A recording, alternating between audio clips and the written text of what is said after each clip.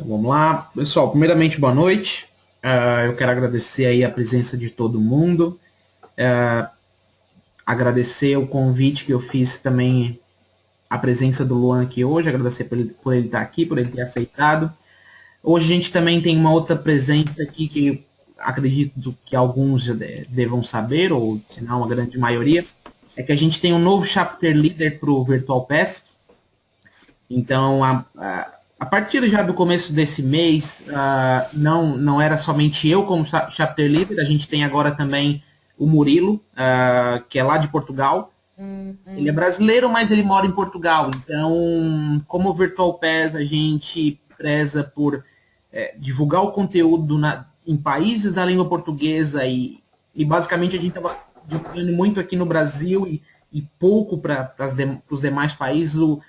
O Murilo ele vai começar a trabalhar junto comigo, também como chapter leader, mas ele vai atuar muito forte em Portugal. Então a gente vai começar a ter mais sessões em um horário diferente, claro, para atender a região de Portugal, mas o convite, é claro, vai ser aberto para todo mundo. Vai ser na mesma ferramenta, a gente vai cadastrar os convites no site, a mesma coisa como a gente já vem fazendo aí há bastante tempo. Então, ao invés de um webcast, a gente vai passar a ter mais webcasts aí por mês. Então, eu quero dar as boas-vindas para o Murilo. Eu espero que ele goste bastante de estar fazendo parte aí do Virtual Pass junto comigo, que ele faça um bom trabalho. E é isso. Quero agradecer a presença de todo mundo. Já são 9 horas, então o Luan vai falar um pouco com a gente aí hoje sobre In Memory OLTP, sobre Hackathon. Então, cara, Luan, pode começar aí, é contigo. Bem, primeiramente, obrigado pelo convite, Marcos. É um prazer. Já faz um tempo que a gente vem tentando acertar as agendas e agora a gente conseguiu, né? Isso é bom. Queria dar as boas-vindas ao Murilo. Tenho o prazer de trabalhar na mesma empresa do que ele, então estou muito feliz por isso também. Então seja bem-vindo, Murilo. E, pessoal, primeiramente, né, como mais principal, agradecer a todo mundo que está 9 horas da noite aí assistindo. Eu principalmente falar sobre Hackathon, né? Então, hoje eu tentei mudar um pouco a perspectiva da apresentação. Então, eu falava muito de in-memory, mas na verdade agora eu quero mostrar os cenários, porque eu acabo tendo várias perguntas e questionários assim. Questionamentos em relação tá bom, Hackathon eu tenho que usar, simplesmente é melhor para tudo e eu vou implementar ele no meu ambiente. Não, na verdade a gente tem vários caveats aí, né? Várias recomendações, quais são os cenários que você pode utilizar e ganhar, e existem cenários onde você não vai ganhar. Então a gente vai entender aqui, o objetivo principal dessa sessão é mostrar para vocês quais são os cenários onde eu posso utilizar o Hackathon e eu vou conseguir ter um ganho de performance grande, tá? Bem considerável. Então, vamos começar aí. Para quem não me conhece, meu nome é Luan Moreno, eu trabalho com SQL Server há aproximadamente 6 anos. Atualmente ocupo a vaga de consultor na Pifian, é uma empresa de consultoria mundial. Então, ela se encontra no Canadá. Inclusive, acabei de chegar de lá essa semana. Então, as coisas estão meio loucas ainda. Eu tenho uma própria empresa, então, é uma One Solution. A gente também faz um trabalho, eu também faço um trabalho como consultor na Nimbus. Acho que todo mundo aqui, a maioria conhece, empresa do Luciano Cacheta. Eu possuo algumas certificações em SQL Server e sou MVP, assim como o Murilo, como o Marcos e mais um pessoal aí grandão, onde a gente tenta divulgar SQL Server o quanto o maior possível. Tá, pessoal, antes de eu começar a apresentação, eu quis mostrar para vocês aqui uma lista de eventos que nós temos no PES, né? Então tem muita coisa esse ano acontecer. No dia 20/9, o SQL Saturday em São Paulo, tá? Assim, não só todas as apresentações, mas o que é mais interessante quando você está indo para um evento desse é entender que tem várias pessoas focadas a passar, a distribuir conteúdo em SQL Server, mas não só isso, mas o que eu considero mais importante é o network que você consegue com isso. Então, pessoal, você conhece pessoas de outros lugares, você forma uma grande cadeia de amizades, então isso é bem legal. Tá? E muitas oportunidades de emprego já acontecem para várias pessoas por causa de networks desse jeito. Então, assim, não deixem de ficar de fora desses eventos. Tá? Então, nós vamos ter o São Paulo, dia 27/9, tá aqui o link, mas se vocês tiverem alguma dificuldade, se eu colocar SQL Saturday São Paulo, ou SQL Saturday propriamente, ele vai te levar para o site, aí você tem a lista de todos os SQL Saturdays. Nós vamos ter o SQL Saturday no Rio de Janeiro, 25/10, e para quem nunca ouviu falar, existe um evento, né, para quem não conhece, chamado PE Summit, é um evento mundial de SQL Server, tá, onde acontece em Seattle e vai acontecer nos dias 4 de novembro a 7. Tá? Então, não fiquem de fora. É muito importante para vocês, pessoal. É muito legal, tá? Então, tentem ir. Falando um pouco mais, como a gente já tinha falado do Murilo, então o Murilo e o Pedro, eles vão fazer uma pré-conference, tá? Então, de Memorial LTP, no Rio de Janeiro. Então, o horário vai ser de 9 às 17, lembrando que o SQL Saturday começa sábado, tá? Então, sábado o dia todo, então eles vão fazer uma conferência sexta-feira, de 9 às 17. Pessoal, na boa, você passar mais de 5 horas, tá? Com conteúdo de in-memory e ainda entender realmente internals disso vale muito a pena por um valor muito baixo. Então, não perca. Tá aí o link para vocês. Se vocês tiverem qualquer dúvida, eu vou deixar meu e-mail e meus contatos no final. Bem, vamos começar. Né? Então, o que eu quis trazer para vocês aqui? Então, os 3 pontos principais de quando eu estou para entender. Tá? Então, eu quero entender por quê, como acontece e o que é o hackathon, na verdade. Né? Então, são esses 3 pontos que a gente vai cobrir hoje. Vamos entender para eu conseguir explicar para vocês quais são os cenários que eles podem se adaptar muito bem. E para quem me conhece, com certeza a gente vai ter várias demos aqui. Né? Eu não gosto de fazer apresentação sem ter várias demos. Então, vamos lá. Primeira, tá? Primeiro ponto, pessoal. Vamos entender, então, o que é o hackathon. Né? Então, o hackathon é uma nova engine do SQL Server, tá? Assim como o Column Store Index. Então, pensa no seguinte, nós tínhamos o SQL Server, em 2012 foi acoplado ao SQLOS, ao sistema operacional do SQL Server, o Column Store Index, tá? Que é chamado, mais conhecido também, que todos os produtos da Microsoft, a maioria dos produtos da Microsoft tem um sobrenome, então o sobrenome dele é Apollo, tá? Então ele foi acoplado na engine, e agora, em 2014, nós tivemos o Hackathon acoplado. Então, quando eu falo acoplado, imagine que todo o desenvolvimento desse produto ele foi feito fora do SQL Server. Tá? E aí a gente vai entender quais são os lados positivos de ter esse desenvolvimento fora do SQL Server. Uma das partes mais difíceis para o time de research, tá? Então, esse recurso ele vem sendo falado na Microsoft por mais de 7 a 10 anos, mas o time de pesquisa, junto com o time da Microsoft, começou a realmente desenvolver esse produto em 2011.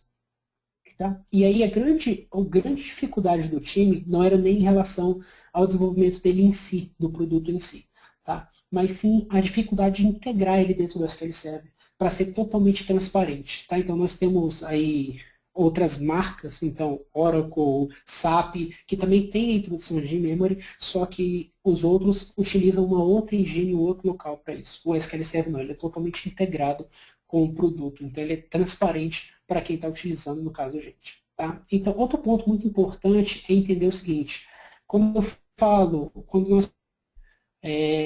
a primeira coisa que nos remete à cabeça é RAM, né? Lógico, RAM. Mas isso quer dizer que somente as tabelas estão em RAM, e se eu perder, e se o SQL Server for rebootado, o servidor, ocorrer algum problema de reboot no servidor, enfim, qualquer tipo de corrupção, eu tenho meu dado persistido? Sim, sim. Na verdade depende, mas sim. Você vai ter o seu dado persistido. Tá? Então, a gente tem que entender o seguinte, hoje, tá, com o nosso modelo 2012, quando eu faço um select para buscar alguma página de dados, alguma consulta, eu tenho que ir no disco, buscar essa página de dados e colocar na RAM. Então, isso acontece para qualquer requisição que é feita. Eu tenho uma tabela em memória, e eu posso ter um banco de dados de memória, em memória. Então, supostamente, se eu tenho uma RAM de 6 GB e eu tenho um banco de 50, eu posso carregar o banco inteiro para a memória. Só que uma coisa é estar em memória, outra coisa é estar utilizado em memória e residirem. Tá? Então, a primeira pergunta o primeiro ponto é, as tabelas residem em memória? Sim. Tá? Então, o acesso em disco, ele não é feito da forma como era feito anteriormente, tá? E eu vou explicar isso para vocês. É bom entender, pessoal, que existe uma grande diferença de RAM e disco, né? Então, disco eu estou falando em quê? Eu estou falando em microsegundos, né? Enquanto em RAM eu estou falando de nanosegundos. Então, o acesso à RAM sempre é melhor. E o SQL Server, assim como qualquer outro banco de dados, quer se beneficiar disso. Tá? E claro que o principal, essa é a questão dos pontos mais importantes, é os cenários onde eu consigo encaixar o recurso. Tá? Então tem cenários que eu consigo e tem cenários que eu não consigo. É bom entender, é engraçado, a gente, fazendo uma pesquisa, eu fui tentar entender o que é Hackathon. Né? Então Hackathon é um monstro da mitologia grega, que é Hecaton Heres. É um monstro que tem 10 cabeças e 100 braços. Tá? Então a ideia do time, quando construiu o Hackathon, era conseguir chegar a 100x, né, a 100x. Mas se a gente parar para fazer uma analogia rápida aqui, imagina eu ganhar 2x. 2x cara, é o dobro da minha velocidade. Agora imagina eu ganhar 30, 50 e 100x. Isso é realmente, quando eu falo em 90x, eu estou falando desculpa, quando eu estou falando de 10x a mais, eu estou falando de 90% de redução de código. Então imagina que tiraram 90% de instrução feita para ser executada. E quando eu estou falando de 100x, eu estou falando de 99, tá? De 99x eu estou falando de retirar totalmente o código, ou seja, jogar o código de SQL Server fora e ter um outro código totalmente limpo. Tá, que execute 100 vezes mais rápido. Então, o time vem trabalhado para isso e a gente tem várias evoluções do produto, tanto é que o CTP1 não tinha, o CTP2, o CTP1 não tinha range index, não tinha uma integração total com o Engine e agora a gente já tem o RTM que já está totalmente integrado com essa feature. Tá? E a gente vai olhar, tá, profundamente aí para a concorrência. Então, para lock, então, quando eu penso, um dos cenários é quando eu tenho contenção de lock. Tá? Agora, é todo tipo de lock? Sim, na maioria dos locks ele atende muito bem, a gente vai ver quais são os tipos aqui. As instruções por ciclo. Então, é interessante entender que quando eu executo uma instrução do SQL Server, eu tenho no meio de qualquer banco de dados um cara compilador. Tá? E a gente tem o tradutor. Eu recebo essa consulta, eu tenho que traduzir essa consulta e executar ela em código de máquina. Eu tenho para essa tradução. E o Hackathon me evita esse tempo, porque eu não preciso executar essa tradução. E claro que eu tenho menor acesso a disco. Com isso, se eu faço menos acesso a disco, o SQL Server nos agradece. Assim como que é outro banco de dados. Né? O ponto. Por quê? Cara, eu quero ganhar performance.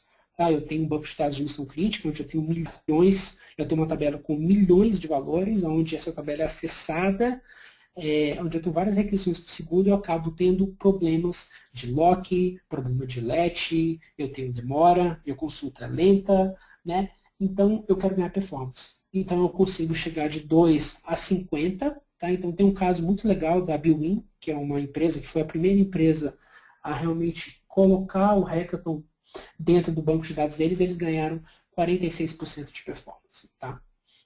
Lembrando que Engine é separado do SQL Server. Tá? E qual o lado bom, pessoal, disso? Agora eu consigo realmente utilizar meu hardware. Né? Por quê? Porque a RAM hoje é barata. Antigamente não era, 10, 15 anos atrás não era, mas hoje a RAM é barata. Então um servidor com 120 GB de RAM, muitas pessoas aqui já viram, já presenciaram. Então hoje é barato ter RAM. Então o SQL Server se beneficia totalmente do hardware. E isso é muito. E outro ponto interessante, eu não preciso, né, mudar nada na minha camada de aplicação. Então ela é transparente. O banco de dados somente executa a requisição que foi chamada para ele. E para facilitar essa vinda do Hackathon dentro do SQL Server, o time criou relatórios, né, que é o AMR dentro do Data Collector, que vem desde o SQL Server 2008. Você pode ter relatórios onde ele te mostra quais são as tabelas que são interessantes em estar em memória ou não. Ou seja, eu tenho um recurso que já me diz quais são as tabelas que eu posso colocar e que eu vou ganhar ou não vou ganhar. Então eu não preciso me preocupar, eu tenho 300 tabelas no meu banco de dados, eu ainda preciso procurar quais são as tabelas mais acessadas. Não, eu tenho já isso no relatório. Né? Quais são os pilares de construção, pessoal? Então a primeira coisa, quando eu penso em Hackathon, eu estou pensando em memória. Então, eu estou utilizando alta performance de operação de dados. Tá? Eu tenho, com o Hackathon, dois novos tipos de índice. Eu tenho o Hash Index e o Range Index, e a gente vai entender qual é a diferença entre eles. Tá? E olha só que interessante, eu não tenho buffer pool. Então, o meu armazenamento e a minha chamada é diferente. E a gente vai entender isso. Tá? E como eu não tenho buffer pool, o armazenamento dos meus arquivos em Hackathon, eles são diferentes. Nós temos dois arquivos, tá, principais, que é o arquivo de data file e delta file. Tá? Esses arquivos, eles armazenam os registros, o data file armazena os registros e o data file armazena as deleções. Então, olha só que interessante. Então, eu consigo garantir agora que o SQL Server escreve de forma me fugiu a minha memória aqui, sequencial, tá? E a minha leitura também é sequencial. Então, eu consigo me beneficiar de ambos, porque eu tenho um arquivo de deleções. Eu não preciso voltar no local específico do disco e buscar aquele registro. Então, eu tenho um maior acesso, uma velocidade no acesso muito mais rápida. Tá? E o armazenamento desses arquivos são feitos em FileStream. Em relação à concorrência, então, onde eu consigo ganhar escalabilidade? Eu tenho um versionamento otimista. Então, na verdade, no SQL Server nós temos o quê? O Read Committed Snapshot, né? Ou snapshot por si, que faz o quê? Cria-se versionamentos dentro do banco de dados para que eu possa acessar. Então, um escritor não bloqueia um leitor. Né? Então, eu consigo buscar o versionamento daquele registro e isso eu evito vários locks que eu tinha, problemas no SQL Server 2000, 2005, contenção de lock. Aqui eu estou falando de um mecanismo parecido, só que ele é armazenado e gerenciado dentro da tabela. Tá? Então ele não é gerenciado na TPDB. Então, se eu não tenho lock, eu não tenho lock manager, eu não tenho let e não tenho spin lock. Quando a gente pensa em lock, pessoal, o lock é uma das estruturas mais arcaicas de um banco de dados e uma das principais. Tá? Então, desenvolvida por Jimmy Gray. Qual é a ideia? Eu preciso sempre do Lock Manager. A toda requisição que eu faço num banco de dados, pessoal, eu estou falando de banco de dados genérico, eu preciso fazer uma requisição, ir ao Lock Manager, verificar ela está acessível e aí estar assim de requisição. Em tempo de mecanismo, onde ele me direciona se eu posso ou não ir, esse tempo a gente vai entender. E ao MD a gente vai ver que ele é crucial quando eu estou tentando ganhar escalabilidade. Compilação. Outro ponto onde eu ganho bastante. Então, lembra quando eu falei para vocês do tradutor? Então, quando eu tenho o Hackathon, por isso que ele foi construído separado.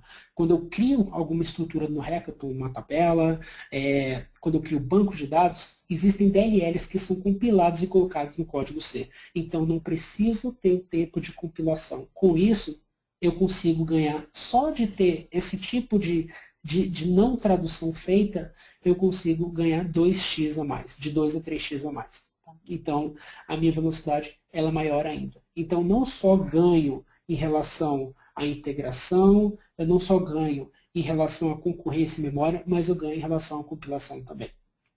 E aí, um dos pontos onde eu sempre toco no assunto e digo que são principais é como o time conseguiu colocar isso de forma integrada na engine. Então, nós temos um carinha chamado Query Interop, que eu vou mostrar para vocês. Então, é ele que faz com que tudo seja transparente e você não saiba se diferenciar se a engine vai fazer uma busca em memória ou em disco, ele cuida disso para você. Então, a única coisa que você precisa fazer é uma requisição normal para o SQL Server e ele vai cuidar disso por debaixo dos panos. Tá?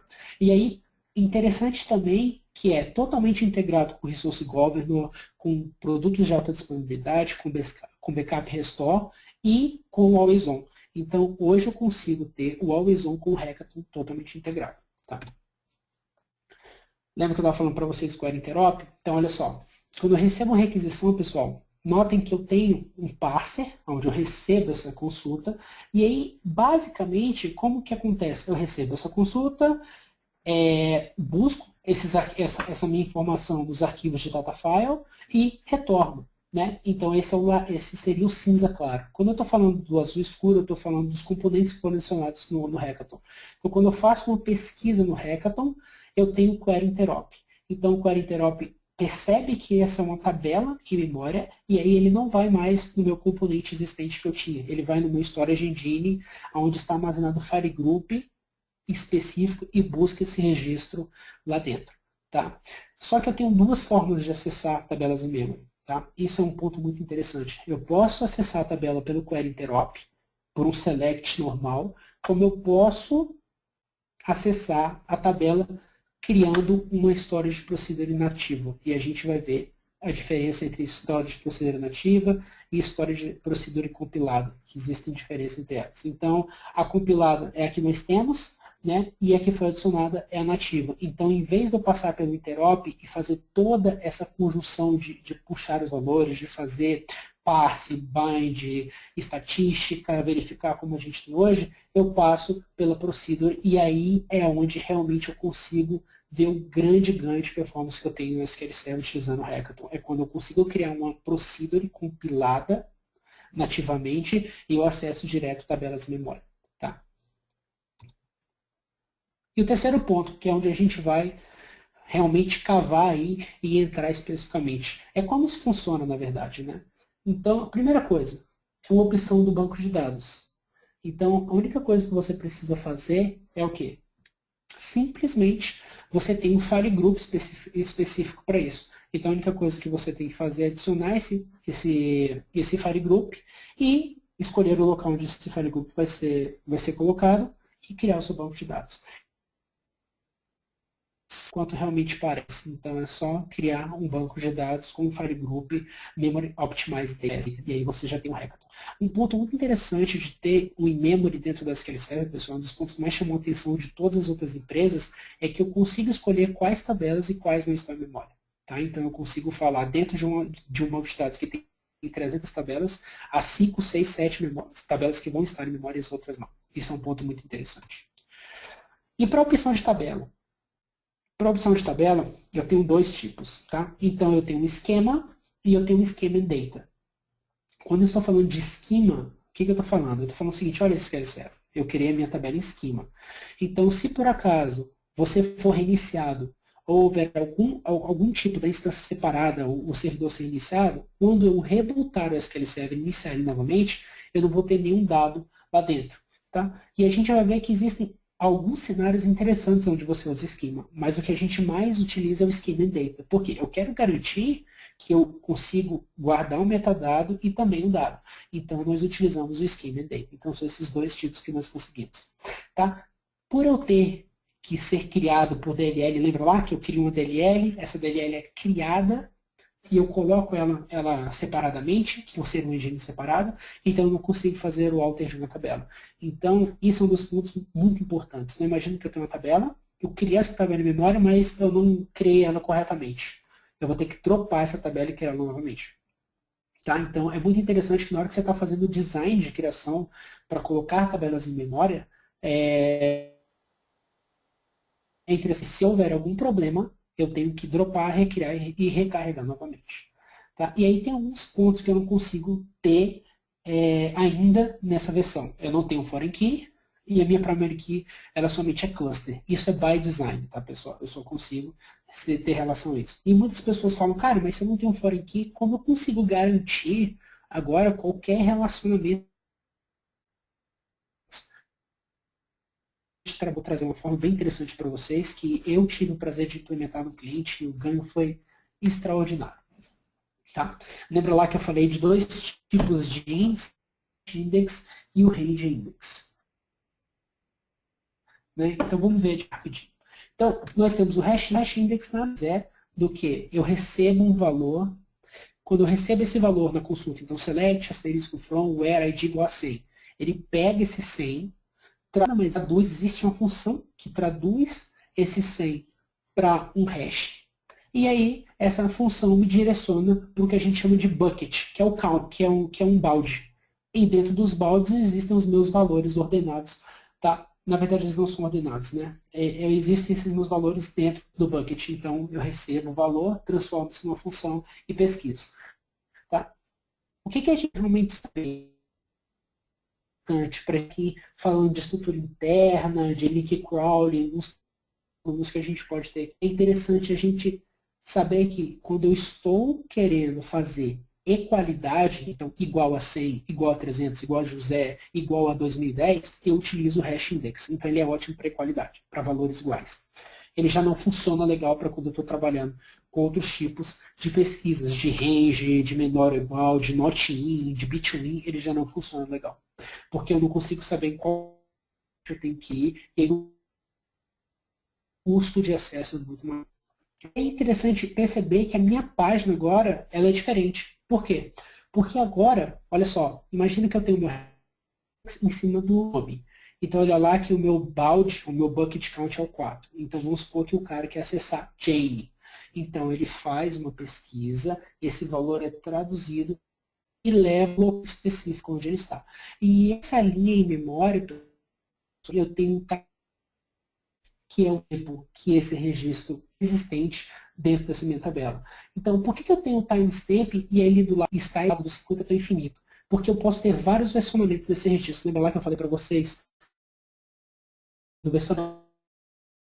Consigo guardar, consigo gerenciar quais são os valores que tem que estar ou não. Cuidar dessa configuração interna, todo desse recurso é o resource garbage collect, né? O tempo, então tem um período onde ele vai e fala, cara, Jane Helsinki foi mudada para Jane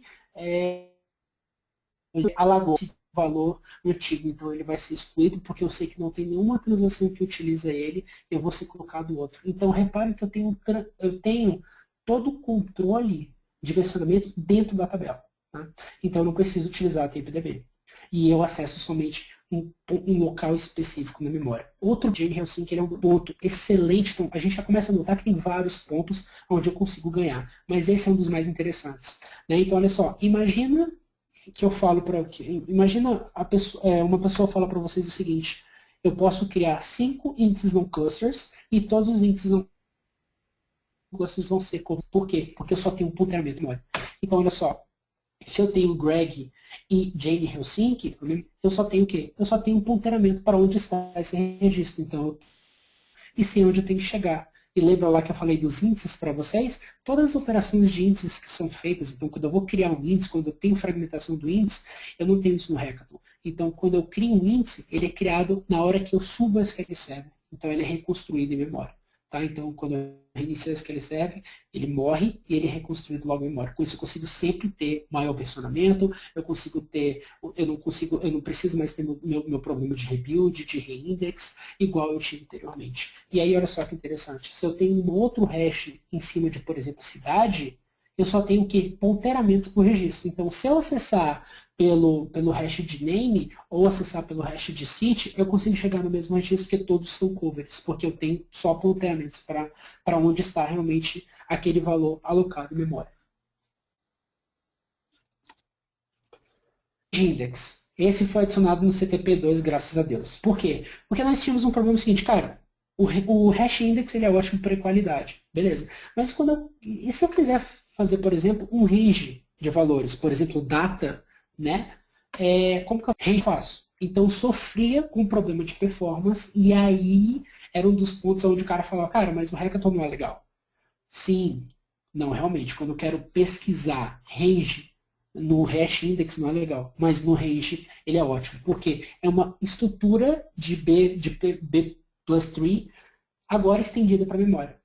Tá? Então agora eu consigo trabalhar com range lookups e ele também funciona legal para equalidade, mas melhor para quando eu estou utilizando o range. Então, para ficar simples vocês, imagine que o meu hash index, o meu range index, perdão, ele é equivalente à minha B-tree. Tá? A diferença é que no meu nível folha, quando eu for no meu nível folha buscar o registro, na verdade eu vou ter o quê? Eu só vou ter o ponteiramento para onde está realmente o registro memória. Com isso, fica muito mais fácil de eu buscar a qualidade, porque eu sei aonde está todos os valores, eu não preciso passar pelo tipo de versionamento anterior do hash index, onde eu preciso ir em vários bucket counts e buscar os valores. Então eu tenho um tempo, porque eu tenho que varrer todos os bucket counts para buscar isso. Né? Então eu tenho que passar por eles. Aqui não. Eu faço o quê? Eu já tenho um range de valores, eu passo pela estrutura e pego na memória somente os valores que me interessam. E aí, pessoal, é que a gente entra na parte de história de procedura inativa. Então, quando o SQL Server, quando o Hackathon foi criado, nós tínhamos a dificuldade de entender o seguinte, olha só, eu consigo acessar a tabela pelo Query Interop, mas eu quero ganhar mais velocidade com isso. Né? Só que sempre existe um preço para se ganhar velocidade. Então, quando eu estou pensando em história de procedura inativa, a primeira coisa ela é compilada em DLL. Então, olha só, pessoal, quando a gente pensa em compilação, olha só que interessante. Existem alguns pontos interessantes para se olhar isso. Por exemplo, se eu compilo ela, ninguém disse que ela vai ser recompilada. Então, o que acontece? Quando, por exemplo, eu compilo ela, ela já me cria as estatísticas no meu plano de execução. Isso quer dizer o quê? Que se a tabela crescer ou se tornar diferente, as minhas estatísticas estarão desatualizadas, porque ela está compilada e persistida. Então, um dos pontos que a gente sofre bastante quando a gente está tentando passar aí, fazer essa divisão de águas, de passar tabelas de disco para tabelas de memória, é estatísticas. Por quê? Porque as estatísticas não são atualizadas em tabela de memória. Eu não tenho auto-update de estatísticas. Então, eu tenho que ter um mecanismo para atualizar as minhas estatísticas. Porque se eu não atualizar as minhas estatísticas, eu começo a fazer spool na TPDB para utilizar o meu recurso. Então, aí eu começo a ter mais lentidão do que utilizar uma tabela em disco. Então, reparem que existem alguns pontos importantes para serem lembrados. Então, estatísticas é um modelo. Tá? Existem alguns posts meus sobre isso no blog, então se vocês tiverem qualquer dúvida, eu não vou entrar em detalhes aqui, senão a gente vai estourar o tempo. E eu quero mostrar realmente em ação, porque as apresentações onde a gente não consegue realmente extrair o que o Hackathon tem para oferecer. Algumas vezes, e eu quero mostrar aqui para vocês realmente numa tabela de verdade, onde eu tinha um cenário e eu vou como que eu consigo ganhar e como aí absurdos e a gente vai ver. E até hoje, quando eu faço essa demonstração, eu fico super animado porque realmente a diferença é gritante. Mas vamos lá, eu compilo DLL, perfeito. Então, eu só posso, quando eu estou utilizando tabelas nativas, pessoal, eu só posso tabelas. Eu posso ter uma tabela que esteja em memória, mas para eu acessar ela por nativamente, eu tenho que ter tanto a procedura nativa como a tabela em memória. E eu só posso fazer acesso a isso. Por quê? Porque eu vou ser compilado de uma forma específica para acesso. Tá? E aí, aonde eu começo a ter 10x a mais de ganho. Então, quando eu estou passando pelo Query Interop, eu consigo ter ganhos muito significantes. Muito significantes. Mas quando eu tenho essas de memória com procedura nativa compilada em DLL, eu tenho aí que eu começo a ver 10, aberta a isso, pessoal, a mais de ganho. Tá? Só que existe um ponto, né, 40 V para isso. O TSQL é limitado. Então existem alguns recursos que eu não consigo utilizar. Tá? Então, a minha Surface visual, qualquer estrutura de repetição que seja diferente for it, eu não consigo utilizar algumas delas no TSQL. Então, dentro do MSTN, aí eu não vou lembrar de cabeça, lógico, existem vários ali pontos onde o que você não consegue utilizar hoje no TSQL limitado. Mas isso vai mudar, tá? Na próxima versão que a gente tiver do SQL Server, ou provavelmente numa atualização que ocorrer, essa surface tende a diminuir, tá? E passar a ser mais aceitável. E o quarto ponto, né? Então, lembra lá que os primeiros 3 pontos eram how, why and what. Né? E o quarto não aparecer. Mas na verdade o quarto cara, a gente consegue implementar isso realmente? Como funciona essa brincadeira de realmente colocar o hackathon para funcionar? Então, só para a gente recapitular aqui, a gente viu o que é então a memória, absurdos ganhos de performance, só que existem alguns pontos para serem vistos com cuidado. A gente vai passar por alguns deles aqui. E eu tenho novos tipos de índice, um novo tipo de armazenamento e uma nova forma com que eu coloco o SQL Server. Tá? É simples, então a única coisa que eu preciso fazer, como eu disse para vocês, é ter um file group em memory para que eu possa utilizar. Tá? E nessa quarta parte, pessoal, que é a parte onde a gente vai, acho que vai ficar bem mais emocionante do que eu ficar falando, é eu mostrar para vocês. Então, eu vou começar básico, que eu crio um banco de dados e como eu crio tabelas mesmo. Então, simplesmente mostrando para vocês como que eu faço isso. Então, vamos lá.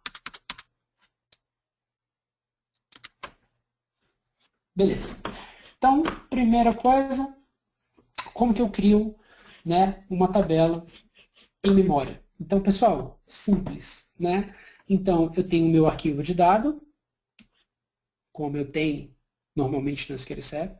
Eu tenho o meu arquivo de log, como eu tenho normalmente.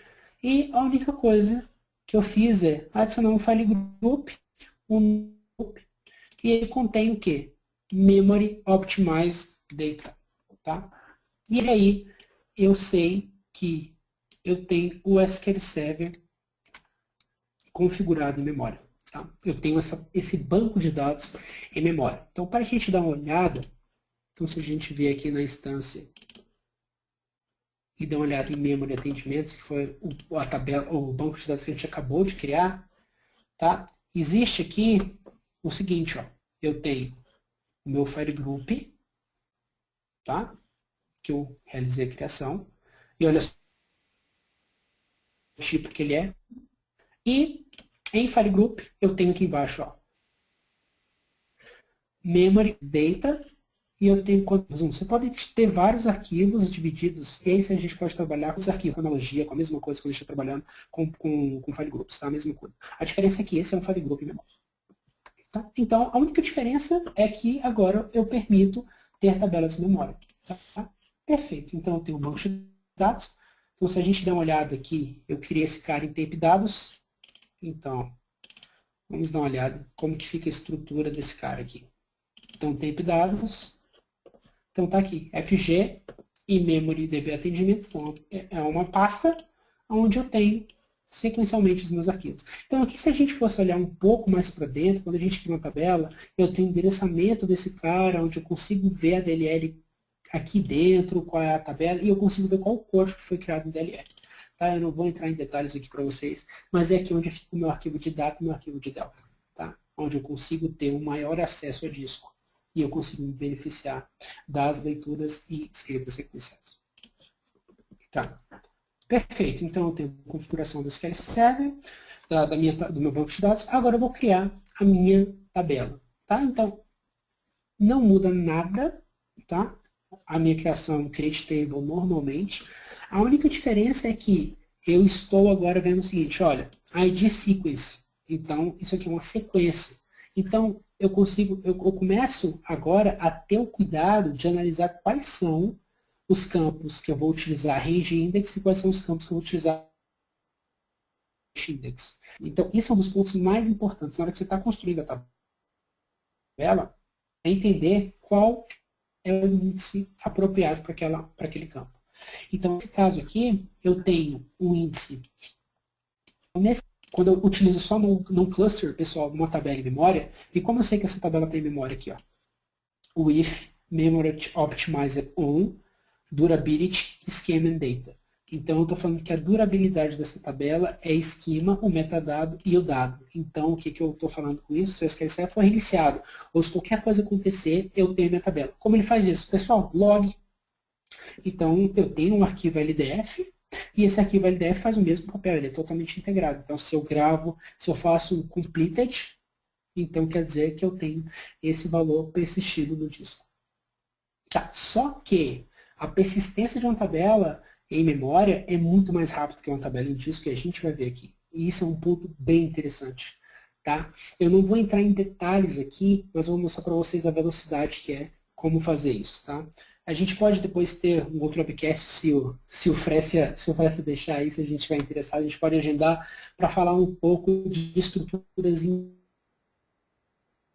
mas algumas estruturas como garbage collect, log, como alta disponibilidade com Vison, e aí a gente consegue acrescentar, mas tá? É porque é um recurso muito grande, pessoal. Infelizmente eu não consigo falar tudo em 1 hora e meia, é impossível. Então, olha só, eu tenho o meu ID, e aqui, olha só como eu estava falando para vocês. Se eu tenho minha tabela, o meu campo Modified Date, eu sei que é uma data. Então, normalmente, numa data eu procuro o quê? Então, eu vou criar um range index. Mas, quando eu estou falando de ID, geralmente, na maioria dos casos, eu estou falando de uma equalidade. Então, é aí onde eu quero ganhar. E eu tenho aqui, pessoal, desculpa, eu tenho aqui o bucket count. O bucket count é quantos bucket counts você vai criar. Isso aqui é muito importante, pessoal. Existe um design para se fazer o bucket count. Por quê? Porque imagina o seguinte, eu tenho uma tabela, lembra lá da DLL, onde eu não tenho a minha atualização dos meus índices, enfim. Eu não tenho atualização das minhas estatísticas, enfim. Imagina que essa tabela começa a crescer. E aí, meu bucket count começa a ficar, eu começo a ter mais registros bucket count, então começa a estourar o bucket count. Só que o que acontece? Esse bucket count cresce, que nem, por exemplo, quando eu estiver fazendo, quando eu tenho crescimento de uma página de dados, que eu faço page split, não começa a ter link crawling. Eu começo a ter que linkar um bucket count com os registros, eu começo onde eles estão, para que eu consiga adicionar os novos valores. E aí eu começo a ter problema de performance, porque quando eu vou buscar um valor, esse valor na verdade está em outro local. Então o design de um bucket count é muito interessante, tá, pessoal? Então, geralmente, nós utilizamos 2 vezes a mais do que a quantidade de registros que a gente planeja ter. Tá? Então existe um cálculo que a gente realiza. Então, eu estou chamando ela aqui de primary key não cluster hash, chave primária hash. E o meu sales também é um hash. Então, eu vou criar essa criado, né? Já existe. Tá. A criação.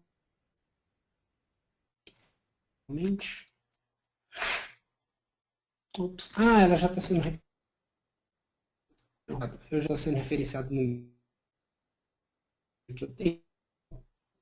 A mesma estrutura normal, a diferença é que eu estou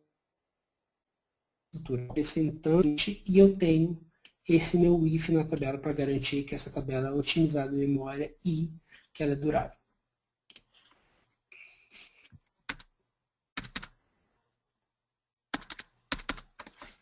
Então, segundo ponto. Bem, pergunto, cara, e realmente isso aí faz diferença mesmo? Porque assim, quando eu estou falando de 500 registros, de 1.000 registros, de 3.000 registros, tudo bem. Mas se eu estiver falando de uma tabela relativamente grande, será que eu consigo realmente ter ganho? Então, na verdade, é aí que eu consigo ter ganho. Então, quanto mais registros, eu consigo me beneficiar muito mais. Né? Então, vamos ver realmente isso aqui funcionando para ver se eu consigo. Muita gente vai convencer vocês a utilizar o Hackathon. Né? Na verdade, nem vocês, não depende só da gente. Eu sei disso. Então, olha só. Estou entrando na tabela, no banco de dados, e eu tenho um banco de dados chamado EmaiDB. Primeira coisa, pessoal, como que eu consigo visualizar qual? Existe um relatório aqui dentro da tabela, então, EmaiDB, botão direito aqui, Reports, tá? Então, e aí a gente tem aqueles Custom Reports, né? E aqui dentro do Custom Reports agora foi adicionado o Memory Usage by Memory Optimized Objects. Então agora eu tenho, se eu clicar, olha só que interessante, eu consigo visualizar quais são as tabelas que estão em memória e quanto que ela ocupa em disco, perdão, quanto que ela ocupa em memória. Tá, então eu tenho aqui, essa tabela, ela ocupa 87 megas, esta tabela ocupa 1 GB, então a nossa campeã aqui, qual espaço alocado, qual espaço de index, enfim, eu consigo ter uma visualização dessa minha numerada de tabelas que eu tenho rapidamente aqui. Tá? Perfeito, então eu consigo saber quais são as tabelas que estão em memória, então agora a gente consegue ver o seguinte, pessoal, eu tenho uma tabela em disco, e aí para falar aqui, mas pô, demonstração com os registros, com poucos registros não vai. Eu tenho 6 milhões de registros nessa tabela. Então, isso aqui é equivalente ao cliente que eu fiz a migração, infelizmente eu não posso falar qual foi o cliente, mas era aproximadamente essa quantidade de registros que a gente tinha na hora que eu estava migrando essa tabela para a memória e realmente a gente fez o escopo para a migração. Então, eu tinha 6 mil, então olha só, eu tenho uma tabela on disk e eu tenho uma tabela, então olha aqui eu estou fazendo Aqui é uma consulta, então eu tenho uma tabela com números, ela realmente é real, eu tenho valor, forma de pagamento, valores, data de cadastro, e eu tenho a mesma tabela, tá? Com os mesmos 100 milhões. A diferença é que uma está escrito à esquerda um DISC e a outra está escrita e-mail. Tá vendo? É a mesma tabela, tem 6 milhões de registros ambas. Eu vou habilitar as estatísticas. E agora, pessoal, eu vou fazer a consulta clássica, né? Então eu vou comparar um cluster index seek com um hash index. Então o que eu estou falando? Eu estou fazendo uma equalidade, então lembra lá que o meu ID, tá, nesse caso aqui, é o meu hash index, porque ele é excelente para equalidade. E aqui eu estou fazendo um cluster index seek, tá, como eu faço normalmente. Então agora eu vou comparar esses dois e a gente vai ver se o hackathon realmente tem diferenças registros, tá? Então deixa eu habilitar aqui plano de execução. Então, basicamente, os mesmos segundos, agora a gente vai olhar para a engine o custo.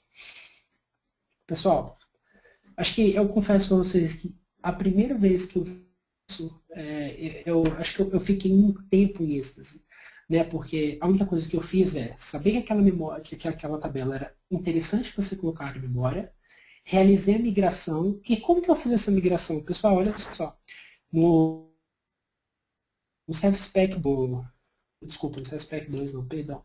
No CTP2, o time adicionou o cara chamado, então eu chego na tabela em disco e clico aqui, ó, Memory Optimization Advisor. Ele já faz a migração inteira. Aí ele fala, você tem esses índices, tá, então esses aqui são equivalentes em memória, tá, eu vou criar a estrutura para você, eu vou migrar todos os registros para você e eu vou fazer um select into, que agora é paralelizável no SQL Server 2014, não era em 2012, eu consigo utilizar paralelismo, que vai ser muito mais rápido, e eu consigo, e eu coloco renomeei minha tabela em disco para hoje e você utiliza essa sua nova tabela, ou seja, para a aplicação é totalmente transparente. Você renomeou a tabela, botou a outra como hoje, botou essa como a tabela normal, pronto, você tem a sua tabela em disco, sua tabela em memória. Tá? Então é só a gente seguir os steps aqui do Optimization Advisor, tá? É super fácil, se alguém tiver dúvida, vai no meu blog, tem essas instruções, eu venho um tempo brincando com esse caminho aí, então eu tenho focado bastante no Hackathon e no Call Story Index. Né?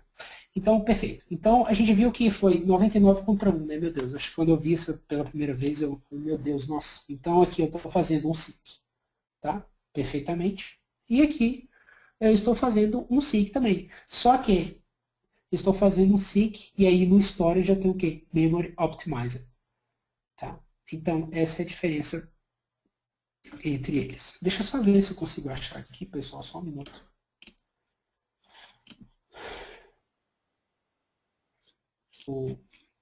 Quero ajudar a gente aqui. Deixa eu ver. Tá aqui.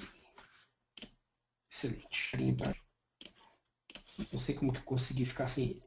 Então aqui, ó, eu estou no Storage Row Store. Tá vendo? E aqui eu estou no meu Memory Optimizer. Olha lá. Agora, reparem o custo que eu tive para fazer esta pesquisa na minha tabela de memória e o custo que eu tive para fazer. Ah, Luan, mas são algumas operações a mais, é um número insignificante, na verdade não.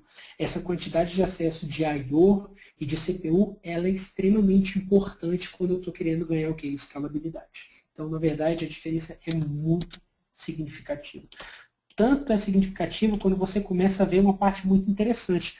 Ah, eu tenho uma tabela em disco, né, ela já estava em memória, e olha só, eu tenho quantos logical reads, quantos read ahead, porque eu fui no disco, né? Cadê o disco aqui? Não tem. Claro, minha tabela não reside em memória. Por que ela está em disco? Então eu não acesso o disco, pessoal. Olha só. Que interessante. Perfeito. Não acaba por aí. Vamos fazer um range. Lembra lá que eu falei para vocês?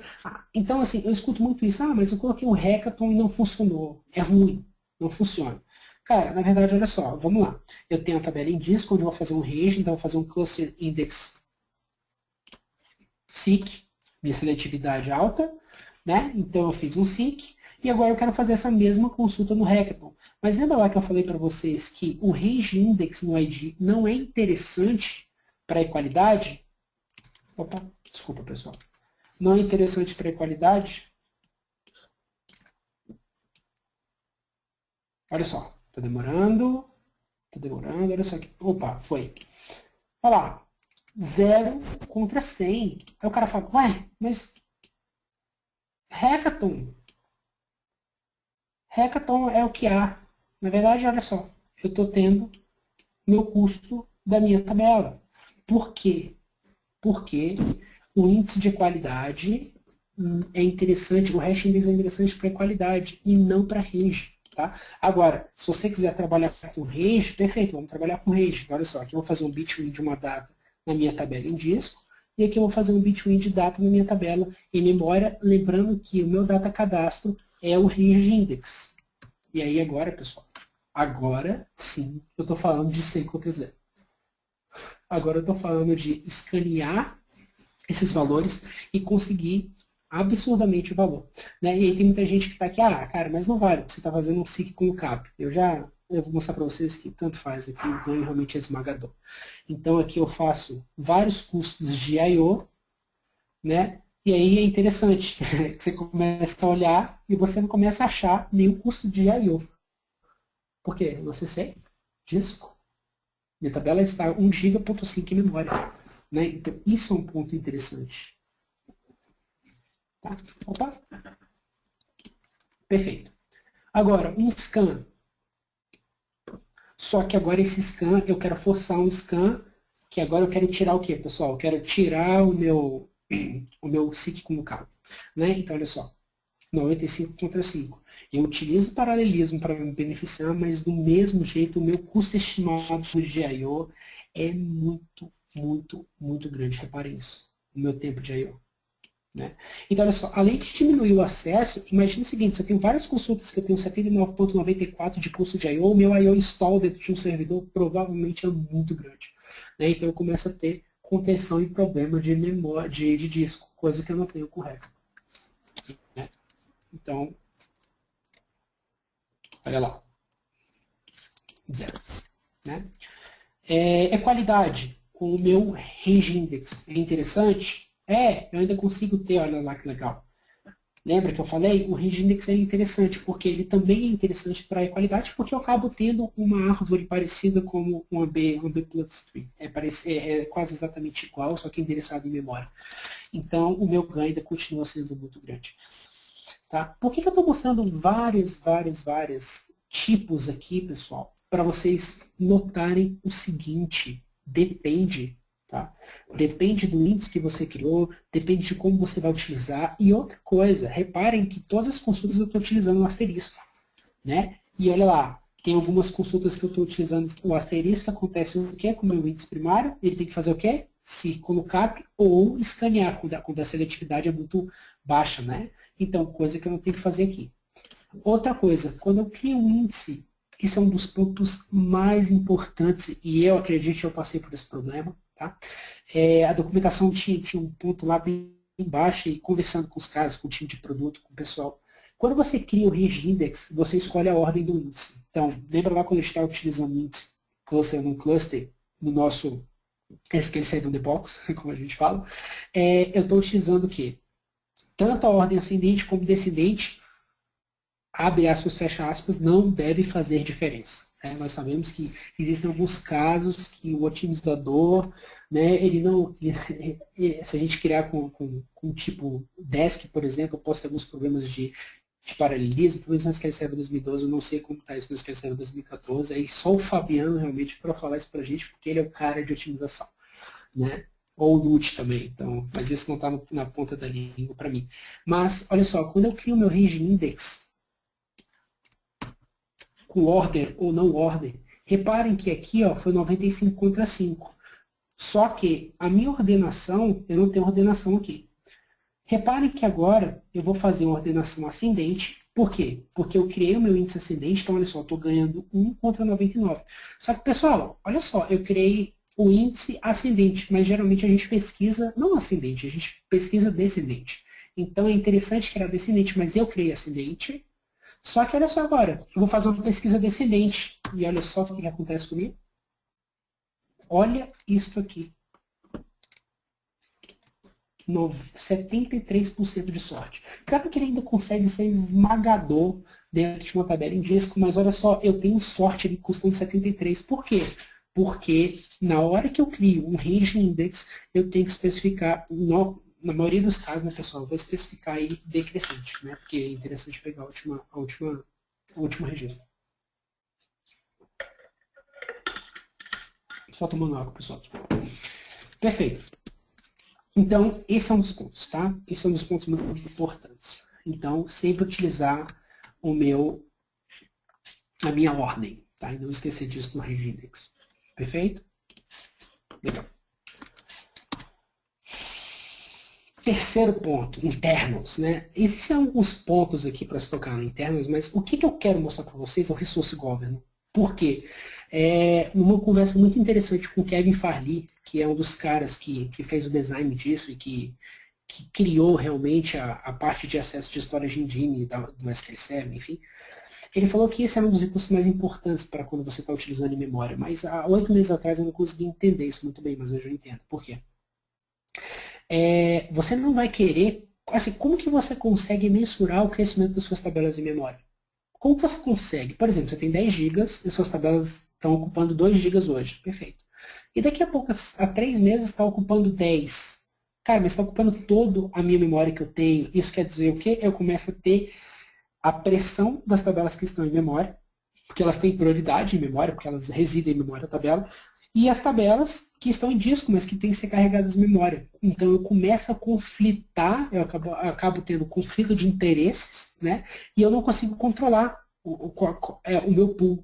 Então é obrigatório que toda vez que você comece a pensar em migrar suas tabelas para disco, você tenha o Resource Governance instalado, configurado. Tá? E eu vou mostrar para vocês como é a configuração disso. É diferente, tá? do padrão que a gente vê quando eu quero fazer realmente a configuração de Resource Governance, que é muito interessante e o Fresser vem falando disso bastante, eu venho acompanhando, e ele tem uma apresentação para falar disso. Eu sugiro que vocês vejam, porque o Resource Governance é um excelente recurso. Tá? Às vezes a gente consegue diminuir vários e resolver vários problemas utilizando o cara. Tá? Então vamos lá. Deixa eu mostrar para vocês por que a importância do Resource Governance quando eu estou trabalhando com tabelas em disco e por que ele é realmente importante. Né? Mas antes de mostrar o Resource Governance para vocês, pessoal, o que eu quero mostrar? Eu quero mostrar, que eu esqueci para vocês, a minha comparação de uma procedure. Então, olha, eu tenho uma procedure que faz o quê, pessoal? Basicamente, ela faz um insert, eu tenho uma procedure em disco, e, claro, que acessa tabelas em disco, que vai fazer o insert de uma tabela na outra. Tá? E eu tenho essa minha outra procedure, que é a mesma coisa, a diferença que é em disco. Eu vou explicar para vocês. Então, eu tenho uma procedure e eu quero fazer o quê? 1 milhão de inserts na SQL Server. Então, comecei a rodar, vou inserir 1 milhão de registros. Enquanto isso aqui está acontecendo, se a gente der uma olhada na outra conexão, o que eu vou ver aqui referente a essa tabela? Eu começo a ver vários locks, né? Então, eu tenho um lock, na verdade, eu fiz um lock exclusivo. A SQL Server preferiu fazer um lock exclusivo dessa tabela e inserir esses registros. Então, eu estou tendo um lock exclusivo dentro desse cara. Vamos ver quanto tempo vai demorar para eu inserir 1 milhão de registros no meu disco. Enquanto aqui eu tenho uma tabela construída nativamente, então eu tenho a hint with, native compilation, eu tenho que especificar o schema bind e o execute também. Então, no meu blog, novamente, ou na internet, pessoal, tem vários posts interessantes sobre isso. Tá? Eu tenho a nomenclatura para criar, mas eu estou fazendo a mesma coisa. A diferença é que agora eu estou fazendo insert em tabelas em disco. Tá? E agora eu demorei 30 segundos para inserir. E agora o que eu vou fazer? Eu vou deletar esses registros. Então eu quero mostrar para vocês o delete. Então eu vou deletar agora os 1 milhão de registros que eu criei em disco, eu vou deletar em disco. E aí lembra que tem todo aquele processo no log, de registrar esse valor no log, né? Enfim, todo o processo convencional que a gente já sabe muito bem como funciona o fluxo, de como eu vou fazer a exclusão e a inclusão dos registros, né? Eu podia muito bem fazer um truncate, mas eu quero mostrar um delete para vocês. Agora a gente vai esperar, então, nesse momento aqui eu estou tendo milhões de logs, enfim. Então, também, pessoal, tenha em mente que ter o lock dentro da tabela é um custo, porque, novamente, eu estou fazendo a requisição, eu tenho que excluir, tudo bem, eu tenho que passar pelo, lembra lá? Eu tenho que passar pelo Lock Manager, verificar a minha estrutura e realizar a minha exclusão. Então, eu demorei 33 segundos. Agora, pessoal, eu vou fazer diferente. Eu vou inserir 1 milhão de registros na tabela em memória, tá? E aí a gente vai ver quanto tempo vai demorar. Lembrando que demorou 36 segundos no SQL Server em disco, e aí, acredito eu, se Darwin não for comigo, não for contra mim nesse momento, eu consiga inserir em 14, né? Então, assim, 33 contra 14, quase o dobro, né? Quase 2 vezes. Né? Então, a minha velocidade de inserção é muito maior. Porque, lembra lá do benefício do sequencial? Isso aqui funciona também. Só que da outra vez que eu testei, demorou 7 segundos, tá, pessoal? Então depende, tá? Darwin agindo aqui. Relaxa. E agora eu vou fazer a deleção. Então eu vou deletar 1 milhão de registros. Então eu demorei 2 segundos para deletar 1 milhão de registros da minha tabela. Tá? Depois, de novo, depois a gente pode ter, a gente entender, mas isso é mascarado. Não. Depois eu quero mostrar para vocês como ele registra no log, qual a diferença que acontece, mas isso fica para uma outra sessão. Tá. Perfeito. Agora sim eu posso mostrar para vocês o nosso Resource Govern.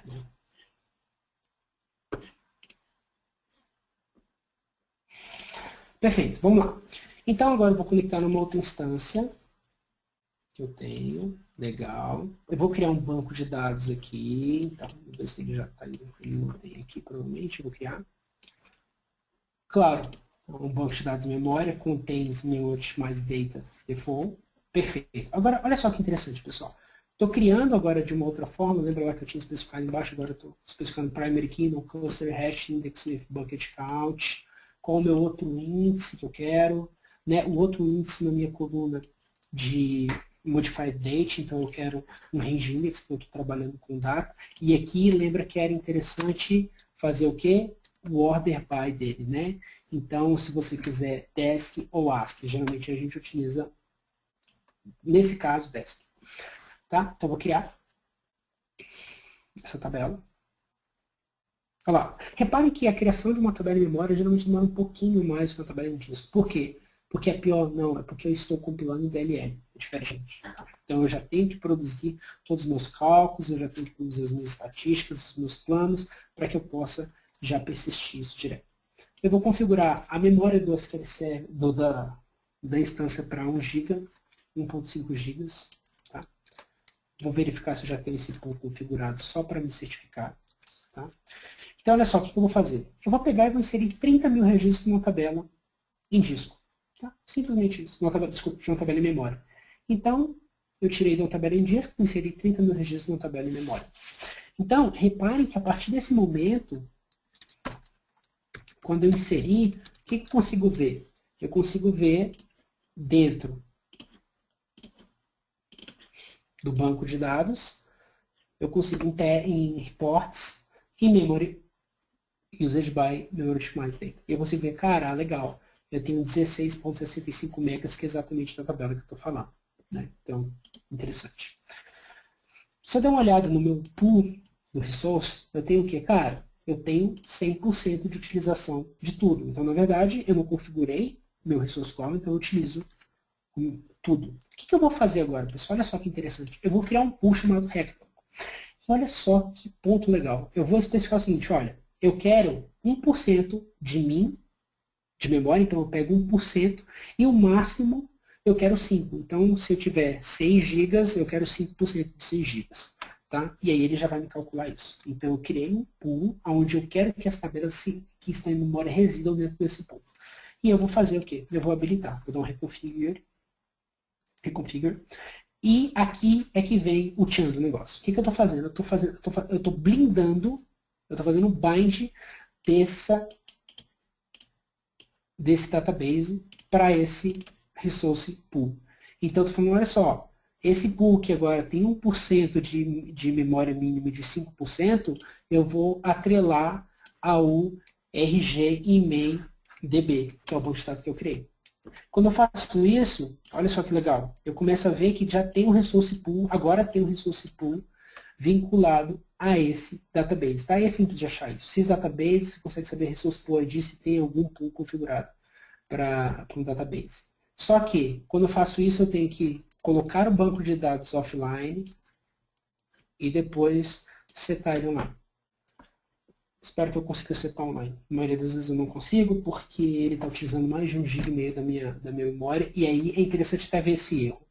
Porque ele me gera o erro seguinte, olha, eu não consigo voltar o seu banco de dados, ele está offline, eu não consigo voltar ele, porque é o seguinte, eu não tenho memória suficiente para colocar os 65 megas ali que eu tinha para dentro dele. Então vamos aqui, vamos colocar um 900 e vamos esperar que agora eu consiga colocar o meu banco de dados online. Opa, legal. Coloquei ele online, legal. Vou usar ele. E agora o que eu vou fazer, pessoal? Eu vou inserir. Eu vou inserir registro dentro daquela tabela de memória. Para quê? Para que ele cresça. Então, inserir. Olha lá. Ele cresceu.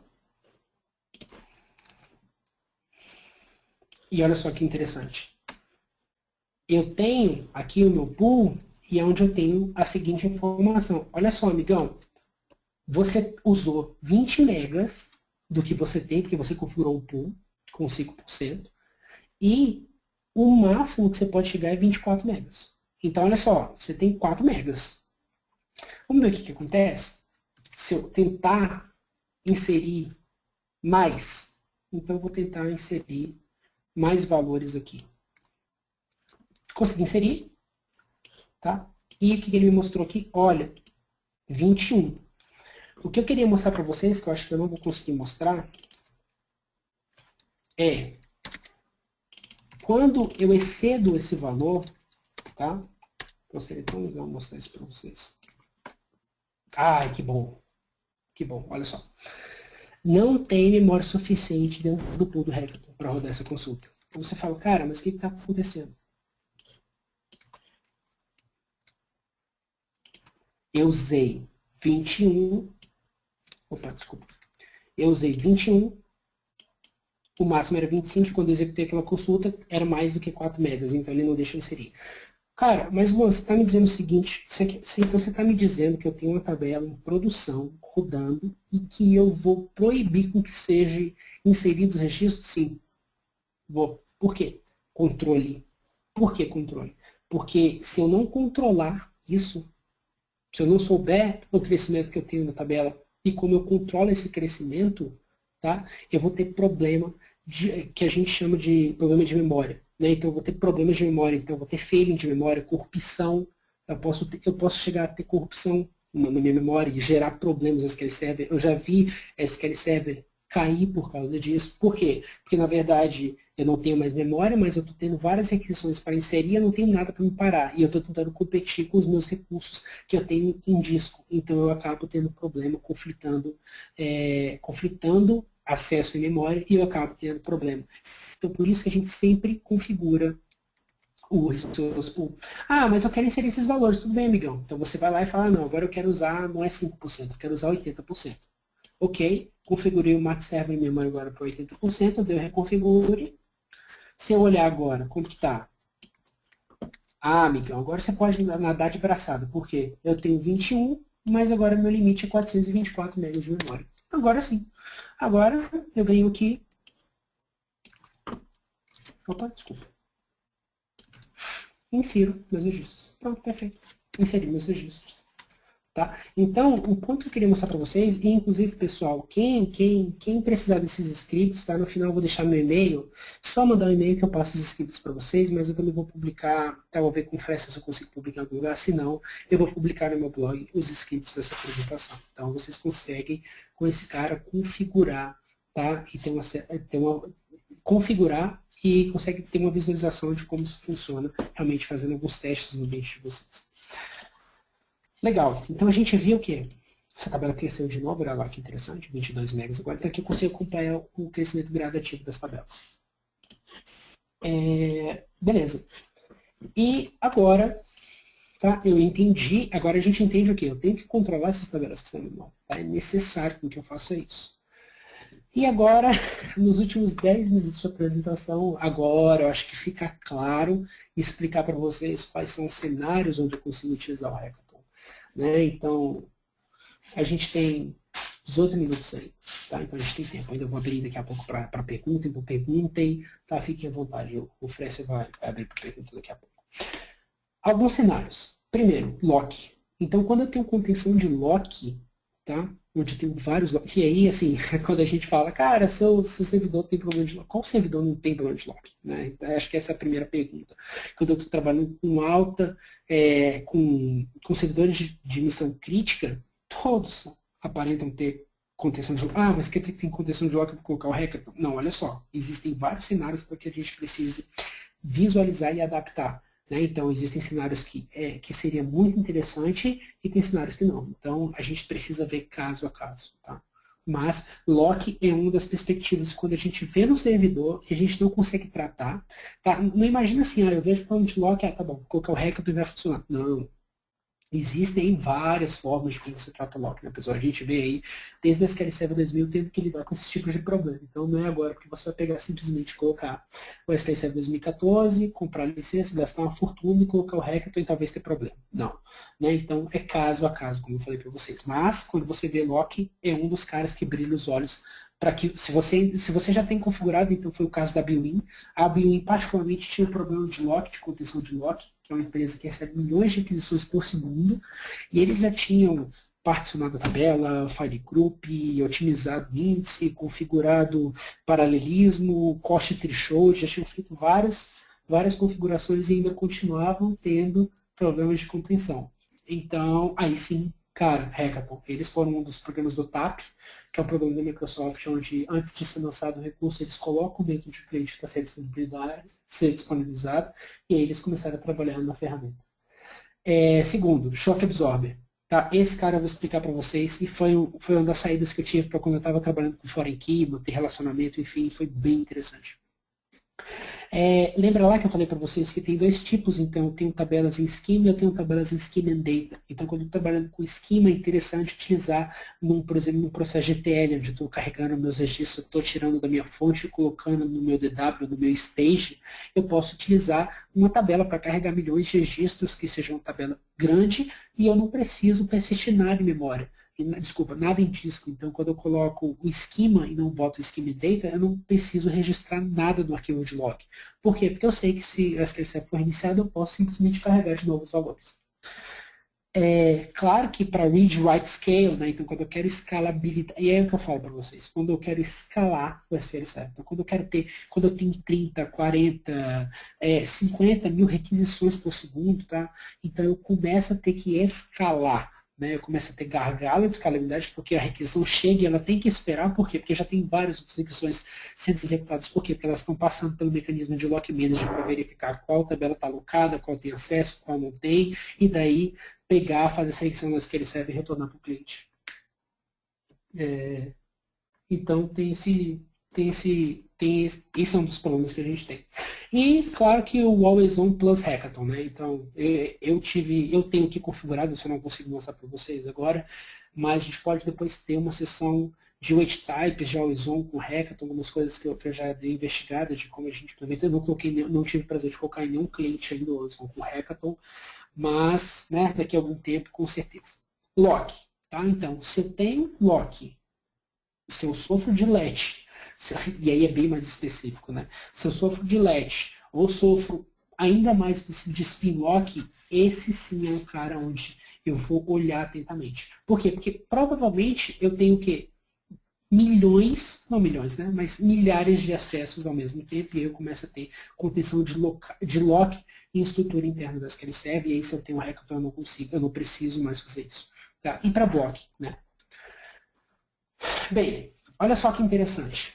Lock. Então vamos dar uma olhada? Eu separei aqui uma demo especial para vocês para falar sobre lock. Então olha só. Olha que legal. Então eu tenho um banco de dados em MainDB. Eu vou criar uma tabela em disco. Então olha aqui. Disk Table. Vou inserir dois valores nessa tabela. Então eu fiz um set normalmente. Beleza? Vou verificar se essa tabela está em memória, então existe no SQL 2014 um novo campo no sysdatabases, desculpa, systables, onde eu tenho esse isMemory Optimizer. Se essa tabela se ela está em memória ou não. Então, se eu quiser fazer uma query rapidamente para saber quais tabelas estão em memória e as que não estão, eu posso rapidamente consultar esse carinha aqui, ele me retorna. Eu vou abrir uma transação e eu vou inserir. O que acontece aqui, pessoal? Nossa, lock. Né? Então, eu tenho, nesse caso aqui, eu tenho um lock de chave. Né? Claro que se alguém, nesse momento, tentar acessar esse registro, ele está locado. Né? Por quê? Porque eu tenho a minha transação. Vou fazer um rollback. Né? E agora eu vou para o hackathon. Eu vou criar uma tabela em memória. Então, Memory Optimizer on Durability Scheme and Data. Criei o meu índice. Tá? Lembrando que para a tabela estar em memória, ela tem que ter um índice não cluster hash. Tá? Para mim aqui no cluster hash. Olha lá, tem um tempinho de criar. Criei. Inseri os dois valores. Só para eu ter os dois valores já inseridos. Vou ver, está em memória agora, olha só que legal. Como 1, ele está em memória. Tá? Legal, apareceu. Agora, eu vou abrir uma transação. E vou inserir um valor. Nesse momento, o que eu quero ver aqui? Um lock, né? Bem, cadê? Eu só tenho o shared. A gente podia ficar, sinceramente, essa estrutura de multiversionamento otimista do SQL 2014, especificamente do Hackathon, é um recurso, é uma apresentação que a gente pode passar 2 horas, 1 hora e meia falando disso, e os cenários interessantes de ver o Garbage Collector funcionando, de como eu consigo realmente ter um versionamento dentro das tabelas, e como isso é persistido no disco, e como eu faço essa troca de valores, quais são os valores antigos que são trocados, qual é o tempo que acontece, mas agora a gente não consegue, eu não consigo mostrar isso para vocês. Mas o que é interessante saber é que eu não tenho lock. Cadê o meu lock aqui? Eu não tenho. Legal. Então, eu vou dropar as tabelas. Às vezes ainda dá uns alertinhos engraçados. Beleza. Eu vou truncar. Eu tenho aqui. Lembra lá daquela minha procedure? Então, que eu adicionei 1 milhão de registros? Então, olha que legal. Eu vou fazer o seguinte. Eu tenho um programa aqui, onde eu vou fazer o seguinte. Eu vou pegar, e agora eu quero ver o quê? Além de eu querer ver lock, eu quero ver o read scale. Tá? O read e write scale. Então, o que eu estou fazendo? Eu estou adicionando 1 milhão de registros. Pessoal, olha só. 1 milhão de registros. Tá? Então, eu vou rodar aquela minha tabela, aquela minha procedure, essa primeira em disco. Então, ela está adicionando, desculpa, eu não sei se é 10, 100 mil, desculpa, pessoal, 10 mil registros por segundo. Tá? Então, ela está em disco. E agora eu só vou mudar aqui e vou colocar o quê? Para adicionar em main. Tá? Então eu tenho a mesma, lembra lá, a mesma tabela, a mesma estrutura, um está em disco, outro não está. E eu vou começar a inserir. Então, pessoal, olha só. Acho que melhor do que falar para vocês é mostrar. Eu acho que vocês não conseguem ver. Aí não fica claro, mas ó. Deixa eu ver se consigo. Ele vai travando aqui, mas eu vou mostrando para vocês. Olha só, pessoal. Enquanto eu fiz 42 vezes em disco, olha quantas vezes eu já fiz em memória.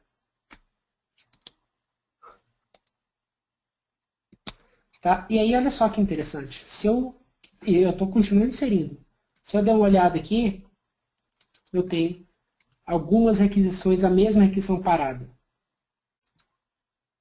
Tá vendo? E eu estou aqui inserindo. Se eu der uma olhada agora em ambos os acessos, primeiro eu vou ver o lock da tabela em disco, em cima e embaixo eu vou ver o lock da tabela em memória. Olha só, pessoal, isso aqui. Vários locks sendo gerados na tabela, claro, porque eu estou fazendo vários insets, eu preciso do lock manager pesquisar isso. E olha só, embaixo disso, absolutamente nada. Tá. Acho que esse é um dos pontos mais interessantes. Então, deixa eu parar aqui só para a gente dar uma olhada em quanto parou. Tá? Então, olha só, enquanto eu inseri 161 vezes um disco, eu inseri 4.479. Isso é uma das apresentações que quando você vai fazer, que você realmente consegue, você consegue convencer o seu gerente ou o cara que vai implementar isso aqui. Quando você realmente pega um exemplo dentro do seu ambiente e você cria uma procedure otimizada, isso aqui quantos por cento a mais? Eu não consigo nem calcular quantos por cento a mais. Né? E aí realmente você consegue ver a escalabilidade acontecendo muito, muito, muito grandemente. Né? Chega a ser grotesco. O choque absorbe. Tá?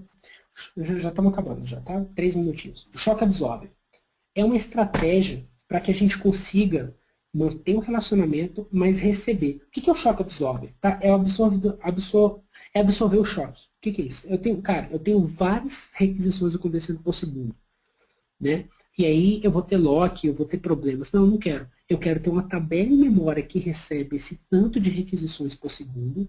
E aí, de tempos em tempos, eu faço spill para a tabela. Ou seja, eu tiro esses registros que estão em memória e coloco eles em disco. Como eu faço isso? Então, eu carrego, tenho uma procedure, e aí eu trabalho com tabelas em memória e tabelas em disco juntas. Né? Então, o que eu faço? Eu posso ter uma tabela em memória que recebe os valores de 30 em 30 minutos, tem um job nesse que ele serve especificamente que faz o select into, que faz o insert dentro da minha tabela em disco, ou que faz o insert into, depende de que tipo você está trabalhando, se você está trabalhando com contenção de valores ou não. E aí você testa os valores numa procedure para inserir certamente com a sua foreign key, com todo o seu recurso. E aí qual o lado interessante disso? O lado interessante é que eu posso utilizar para consultas, porque eu não tenho lock. E outro ponto mais interessante, eu posso fazer um data compression ou utilizar o Column Store Index. Né? Então, eu acho que não muitas pessoas sabem disso, mas hoje nós temos o prazer de falar que o SQL Server 2014 está presente na Nasdaq, no banco de dados de 1 petabyte, e é colocado o Column Store Index. Tá? E o Column Store Index reduziu 1 petabyte para 500 teras, 470 teras, então mais de 50% de compressão de dados, tá? Pela compressão archival que ele tem. Então imagine utilizar esses dois recursos no SQL Server 2014. Né? Esmagador, com certeza. Você pode utilizar para ETL também. Então, como eu estava falando para vocês, então, se você tem I/O, problemas de I/O, você quer fazer uma transação, tirar de um local e colocar no outro, e aí você vai utilizar somente o esquema ONI. Com isso, claro que eu vou ter diminuição, não vou ter throughput, eu não vou ter acesso a disco, né? E eu vou utilizar a minha leitura. E como eu mostrei para vocês aqui agora, a escalabilidade de read e write. A gente fez de write, mas de read seria tão grande também, porque eu tenho que passar pelo lock manager do mesmo jeito. Né? É mais rápido, mas eu preciso passar do mesmo jeito quando eu estou lendo, porque eu preciso verificar novamente a estrutura. Então eu acabo fazendo o mesmo tipo de acesso. Né? Então eu faço um proving de CPI, que é sequence por segundo, né? Dentro da minha instrução, eu executo ela mais rápido. E junto com o Native Compiled Storage Procedure, que é a procedure que a gente já tinha falado. E aí, o último cenário é utilizar o Always On para que eu possa me beneficiar de alta disponibilidade, missão crítica e escalabilidade. Né? Então, eu consigo utilizar o Hackathon com o Always On.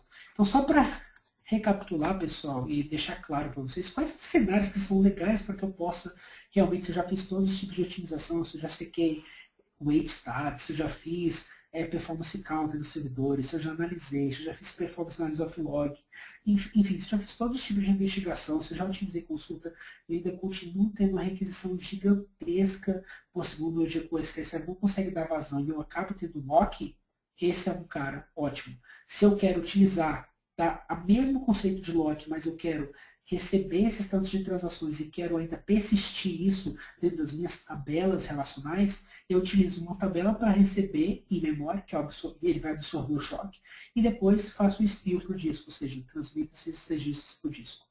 Tá? ETL, então se eu quero fazer transição, ETL sempre utiliza esquema, então a maioria das vezes utiliza esquema, que eu posso importar novamente. O Read Write Scale e Hackathon. Bem, eu fico por aqui, né? Agora a gente vai, 3 minutinhos, um pouquinho mais, aí o Fressa vai abrir para perguntas. Né? Não esqueçam de se envolver mais com PES, não só aqui no Brasil, mas tem vários eventos excelentes acontecendo. Tá? Não deixem de ficar de fora disso, então acompanhe no Twitter, no próprio site do PES, tem Facebook, tem LinkedIn.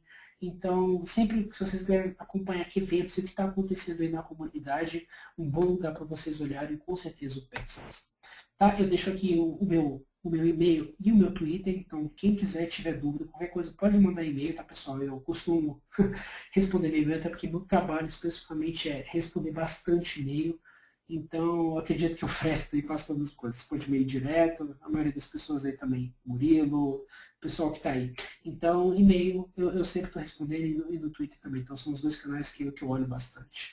Eu queria agradecer de novo o Murilo aí. Eu sei que ele já está em time zone diferente, então já tá de madrugada lá para ele. Agradecer o Fresco pela oportunidade que a gente possa marcar aí uma próxima sessão mais interna, falando um pouco mais aí profundo do Hackathon. E foi um prazer, muito obrigado a todos.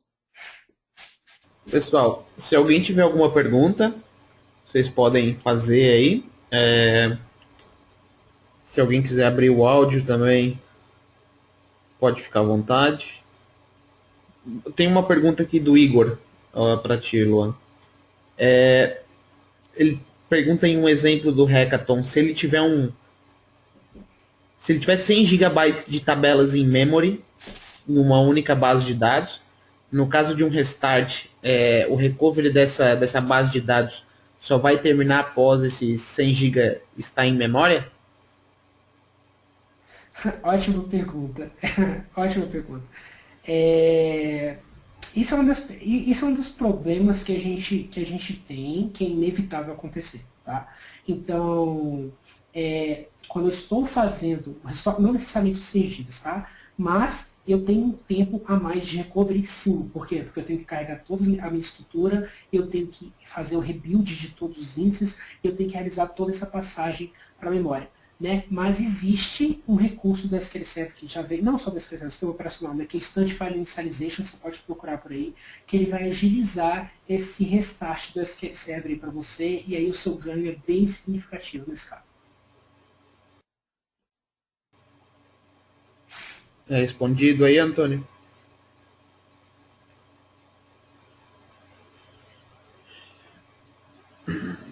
Pessoal, alguém mais alguma pergunta? Acho que não, acho que ninguém entendeu nada. É de duas uma, né? Ou entenderam tudo ou não entenderam nada. Ou não entendeu nada, é um dos dois. Então tá. Ô Luan, eu te peço que tu publique. O que eu sempre faço é publicar no canal no YouTube e postar lá no Virtual Pass. Peço que tu publique os scripts e o PPT, se tu puder compartilhar, ou o PDF da apresentação. É no teu blog mesmo. E aí o pessoal. Perfeito. O que o pessoal precisar, eles pegam no teu blog e o vídeo depois vai estar disponível no site do Virtual Pass, como a gente faz sempre. Perfeito, cara. Pessoal, então basicamente era isso aí. Eu agradeço todo mundo aí, já são 10h30. Agradeço a todos que ficaram conosco aí até agora. Agradeço o Luan também por esse tempo que ele cedeu na agenda dele, né? Porque ele é um cara agora que trabalha no Canadá. Cara muito comprometido. No Tirol não faz nada, Não faz nada. Então é isso aí. Boa noite a todos, né, pessoal? Lembrando que mês que vem a gente já tem um webcast marcado.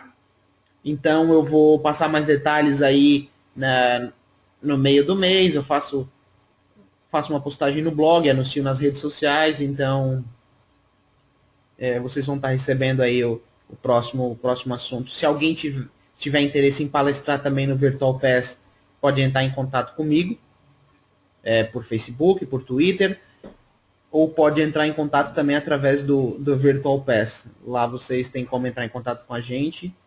E aí é só mandar o assunto, quando que querem palestrar, e a gente entra em contato com vocês. Então, pessoal, boa noite e até a próxima. Boa noite, pessoal. Obrigado e até a próxima.